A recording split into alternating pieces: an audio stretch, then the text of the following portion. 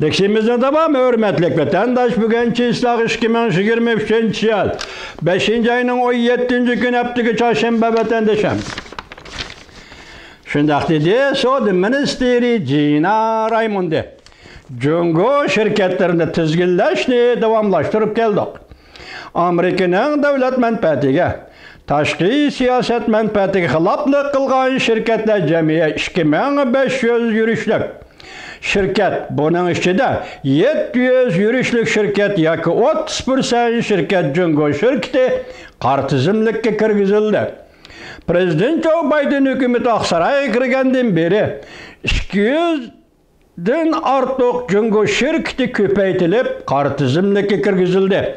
Sodi Ministeri Gina Raimondi Cungo qaratqan raqobatga munosabatlik bir necha türlü xizmatning taraqqiyotini tanıştırıp ötdi. Birinchi, Amerikada lazer davlat ichida yangilik yaratib, sanoat sohasini va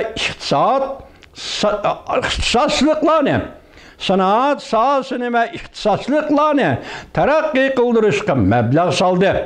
İkinci, Sodi Ministerligi Amerika'nın ilgar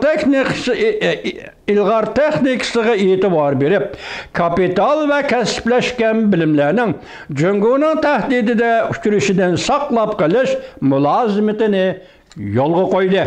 Üçüncü, Sodi Ministerligi Cungo'nun g'ayri-bozor egiligi, iqtisod amaliyotini strategik ravishda hal qilishni yo'lga qo'yib, ittifaqdoshlar ve hamkorlash kuchi sheriklar bilan hamkorlashib, o'rtaq qimmat qarashlarimizni ilgari surib, Cungo'nun strategik muhitini yaratyapti.